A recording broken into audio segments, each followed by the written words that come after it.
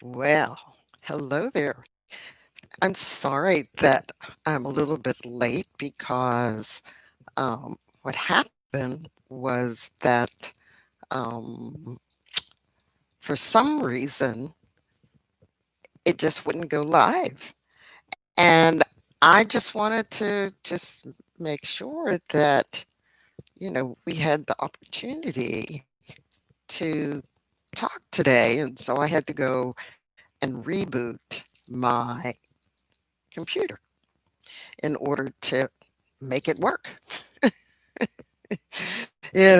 So that's what's happening now. Um, YouTube, and I just, it's just everything is delayed, and so it looks like I'm here, but everything is like a few seconds delayed on the system, and so what you see is slow. So I just can't look at the screen for a while because it's just slow. And let's see, let's do what I like to do when I'm in this. And I give you a frame, a picture frame. No, no, that's not the one. That's the one that I like my picture frame. Anyway, welcome. This is Beverly Fells Jones, the Silver Fox of Consciousness. And so hopefully, before this gets uploaded for replay, I'll edit out this front half. Mainly because each time I teach the class, I learn something new. I am taught things by my students. And so, therefore, I want to make it relevant to future students and for those students who like to come back and retake the class because they always learn something new. Now, today's topic that I chose was Napoleon Hill's Nuggets for Success. And then I thought about it a little bit more and I went, well, when I ended my either the audio for my podcasts or the information for my last the last live that I did last week. I said I was going to talk about concentration. Well, and so I went online, I don't do Webster's, I do dictionary.com. And I looked up concentration, and of course, it's the ability to concentrate. And I went, why do you always give me definitions with the word that I want in the definition? It just doesn't make sense. So I went back to concentrate. And, you know, the first two definitions are like, really? That's not what I'm looking for. But, always when you're looking at definitions, there's an opportunity to really learn some additional things for your words that you use. So let's look at this. Concentrate. To bring or draw to a common center or point of union, converge, direct toward one point. And then that last word in that line is focus. The travel trailer I had, the last one before I got my latest one, was called a hybrid. And it was the main body of a travel trailer, and then the ends opened out like a tent, had tent coverings, and that was the bed. But the main part was the bathroom, the refrigerator, the stove, the table, a couch, all the main things. It was just the beds. And it made it shorter. So I no longer have that. But one day I was doing a Facebook Live or something like that, and I noticed the name on the side of it. And the name on the side of it was focus. And that's that last word, focus, right? And it says to concentrate one's attention on a problem, to concentrate the rays of the sun with a lens. And most of us as kids, we learned, or maybe if you learned in Girl Scouts, Boy Scouts, whatever, that you can start a fire with a magnifying glass if you have sun. Second definition is to put or bring into a single place group. The nation's wealth has been concentrated in a few families. Well, that's apropos for today. And the third one, here I go, two, three, to intensify, make denser, stronger, or purer, especially by the removal or reduction of liquid. So that's like when you're cooking and you're cooking down those awesome juices, or you're cooking down the gravy to make it thicker. Concentrate. But when I'm thinking about concentration, and Napoleon Hill is thinking about concentration, and a lot of the other thought leaders of the time, the idea was to be able to focus your thoughts into a particular or on a particular thing, on a particular idea, on a particular um, program, whatever it was. We'll do that. So, concentration. So, when in chapter 2 of Think and Grow Rich is the chapter where Napoleon Hill has you set up your goal. What is it that you want? Now, in that book, it was more concentrated on an amount of money that you want to make. But you don't always have to set your goal on an amount of money that you want to make. You can set your goal on a particular thing. You may want a particular type of job, or you want a particular type of transportation, or home, or relationship, or change of some kind of circumstance. Concentration. And so, in that chapter, as you decide what you want and you say how you plan to make it happen, what are you going to give in exchange? Right?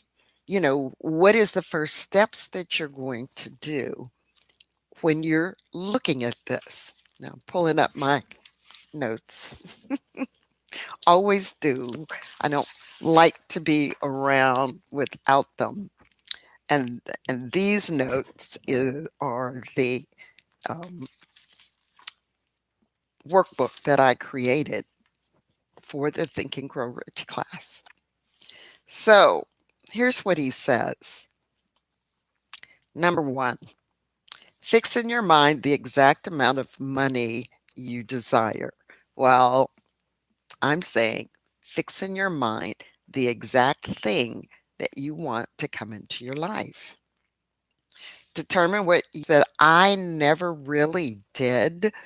Um, and I'm going to tell you, some things showed up in my life years after I thought about it, years after I went, oh, yeah, that was exactly what I had wanted.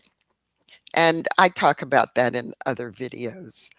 All right. So establish a definite date when you intend to possess the money you desire, be in that home that you want to live in, have that type of transportation that you desire.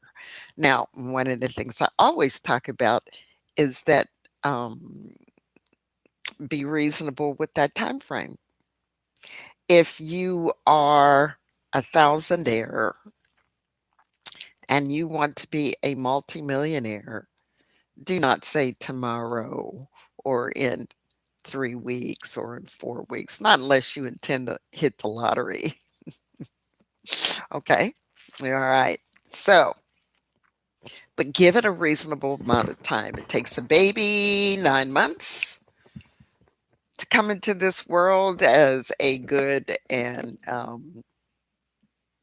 fully formed child. So the same thing with what you desire. Give it enough time to become a fully formed desire. Then he says, write out a clear and concise statement. Oops, I skipped one. Create a different, you know, um, I'm going to grow a huge garden in my backyard, but my backyard is full of grass. How am I going to do this? What do I need to do in order to do that and to be successful? Right? Well, one of the things I've done for years is get books on gardening, take some gardening classes, watch YouTube videos on from expert gardeners and so on. Have a definite plan. But you don't have to have the plan all the way to the end, not unless you know exactly what needs to be done and you know step one through whatever. And then the next step will show up. Or if the first step isn't the right step, then it's like, okay, where do I need to go? Then that means research. If you want to become a doctor, uh, there's some steps you have to take in order. What do you intend to do in return for the money and describe your plan? Read your written statement aloud twice daily. Now, I read you those for a reason. So you know what you want. You've decided what you want. But if you just go off willy-nilly, if you just go, okay, I've got it written down, I'll read those affirmations twice a day and do nothing, then nothing happens. So you must have focus. You must focus on your desire. Now, chapter 2 just gets you started. There's the chapter on faith and belief and persistence and the subconscious, and there's a whole lot that goes into creating the life you want. It is now some people they make you think it's just as easy as thinking about it and poof, it shows up. Sometimes that's true. But if you're going after something big, if you're going after something that is, oh, outside of your comfort zone, then it's going to take some focus and concentration. What came to mind is a movie I watched about a woman that wanted to be a dancer. Well, her parents didn't like the idea that, it takes too much or whatever. Or you go back to a person who wants to be a pro football player or pro basketball player or a lead singer in the opera, or they want to be a comedian on stage. The odds, right? The odds of becoming super famous is very high, right? However, you got to make the first step. I like to tell this story of what I read about Lady Gaga, and this may not be totally right, but this is what I remember. She was wanting to be a singer, and she was doing the things that people do. They local nightclub, local plays go and you know play for tips, do those kinds of things. And she recorded stuff and she'd send it off and nobody would pay any attention. And she said, I need to do something to get people's attention. I need to get known. So what did she do? She started wearing these wild outfits and makeup and let's think about Kiss, the band. I mean, they the great thing about kids is because their makeup was such, you never knew they were when they were on the street, right? By themselves without any makeup. They could travel without being swarmed. But she did that to get attention. She got attention. And for years, had this persona. She still does do some of those outlandish things, but I heard her say, I don't have to do that anymore. They know my voice, they know who I am, they like me. And yeah, they also like all the costumes. But she was persistent. She was focused on what did she wanted to be and what she wanted to become. Focus is very important. Many years ago, in my corporate job, I was doing troubleshooting, computer troubleshooting. And I realized, and I got the opportunity to do some teaching, and I liked it. I did a couple seminars in the office, and I enjoyed it. And I decided I wanted to become an instructor. Long story, it took 8 years from the time I said I wanted to do that. There were setbacks. My dad got sick, you do, and we can't let you go. 8 years before I got from the point where I decided that I wanted this one thing until I got it. Every time there was a change of management, they say, Beverly, what would you like to be when you grow up? Where would you like to go from here? I want to be an instructor in Atlanta. I want to teach and the software product. Well, I didn't get to Atlanta. I got to Dallas. But Universal Mind always knows what's best for you. Universal Mind gave me what I really wanted, which was teaching and the subject I wanted to teach and the team that I needed. Now, in between there, I got an offer at year 6 to do that in Atlanta to teach that subject. And that's when my boss said, I can't let you go. I can't release you because you've got this one skill that we need in the office and nobody else has it. Now, personally, I think it was an excuse, but in reality, I was the only one that did that, and my dad was sick and she asked me what was going to do with my dad. I'm taking him with me. What else? Right? Well, what happened was everybody on that team got laid off. Everybody on that team in Atlanta got laid off. And I just go, I was protected. My guardian angel protected me, and I wasn't there. If I had taken that job, I would have moved my whole family to Atlanta and would have been out of a job, out of work. Yeah, we had the opportunity to find something else, but I wound up coming to Dallas at the perfect time with the perfect team. For me, it was like, yeah, I was upset I couldn't take that job, but then I went, there's a reason. There's a reason. Let me work with the reason. But I was focused. I was concentrated. N- N- Neville Goddard also talks about concentration and paying attention. Napoleon Hill talks about persistence in your life. So I like to think of the fact that if an obstacle happens, then what is it that needs to be done? How can you get over it? If you keep hitting a wall, if you keep hitting obstacles, ask yourself, is this the way I'm supposed to go?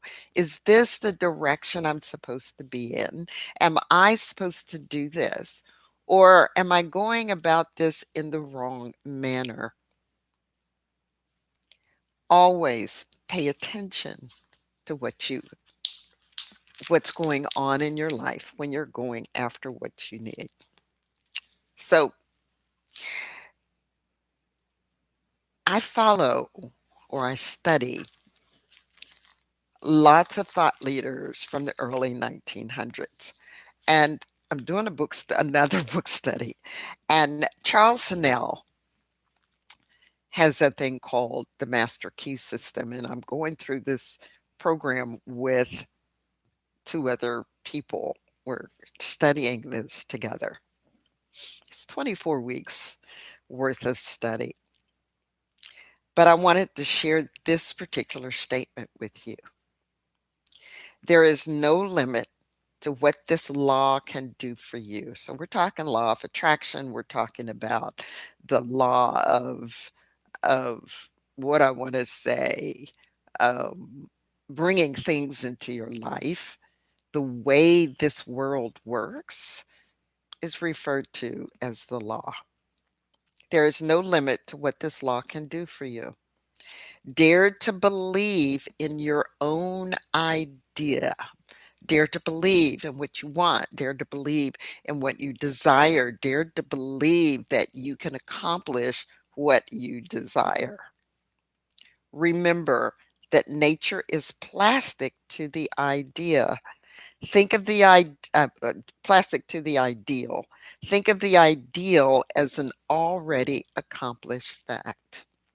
Scripture says, believe that you have received and it will be yours. Believe that you have received and it will be yours. Here he says, think of the ideal as an already accomplished fact. Neville Goddard tells you to feel it real, feel as though it has already occurred. Napoleon Hill tells you to think in the future as it's being done.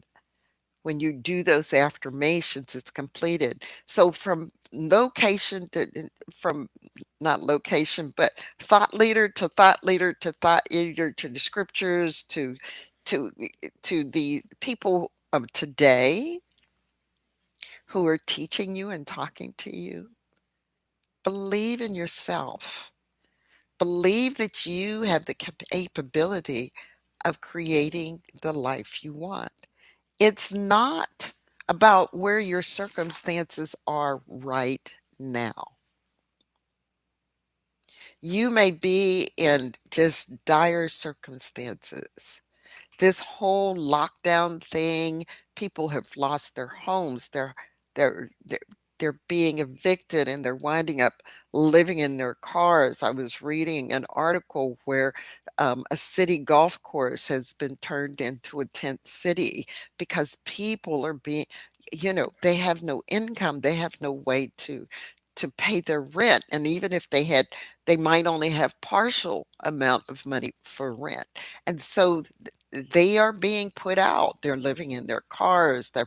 You know, the as one woman told me, she works in a sporting goods store. She said tents are being sold like, like they're hotcakes because people are getting prepared for a situation that they never thought they would be in. And it's a very difficult thing to think about, to even fathom the fear, the pain, the can I afford to get the little small propane stove and be able to cook some macaroni and cheese or something for my family? Are is somebody going to come and steal what little bit I have? About 5 months, many, many, many years ago. And it was an unhappy experience when I went in and I was sitting in front of the gentleman and tears were coming down my eyes. It was like, I don't want to be here. And He asked me, he said, "Have you been working?" I said, "Yes." "Been paying your taxes?" I said, "Yes." He said, "This is for you." And I went, "Huh?" He said, "Don't feel bad. This is for you. This is going to help you." And I went, "Okay." And I was very, very pregnant at the time. And it was like, "Okay."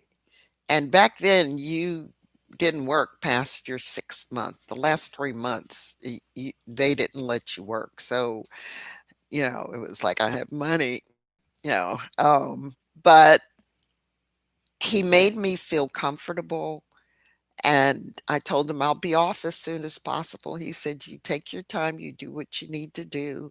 We can help you once you go back to work." And I went, "Okay, we'll see," and all of that. But even that safety net has been pulled out from under most people today. That safety net that I was able to use for a few months has been taken away or made really difficult, or it's just not there. Unemployment is running out. It's like, so here's what I'm going to ask you to do. When you're in the mode of concentration, okay, and even for 15 seconds, 17 seconds, 20 seconds, actually, I'd love if you could do it for 30 seconds. Just sit and visualize people getting jobs, being in their homes, the economy is robust, that safety nets are put back in place for those who run into issues like this. I want you to think of a time that you remember when all was well and everyone around you was working and earning an income and taking care of themselves and all of those things, love, and put out love into the universe. Just 15 to 30 seconds of just thinking good thoughts, thinking wonderful thoughts. And if you do this 2 or 3 times a day, and all of you do that, and all of us start to do that, believe that it is yours. Believe that you have received and it is yours. Believe that it's already an accomplished fact. Feel it real. And we can energetically change the world. Now, some of you may not understand. I don't understand how it works. I don't even try.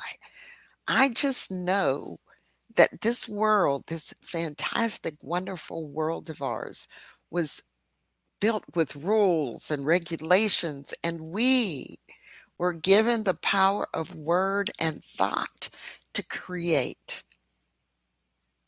And so, with thought, let's create. Let's send out to the 0 point field, to the universe, or as these gentlemen called it, the ether. And let's swarm that ether with positive thoughts and wonderful things, and that we are coming together and we are growing together and we're helping one another. Before, please be sure to do a subscribe, hit the bell, um, and join me again.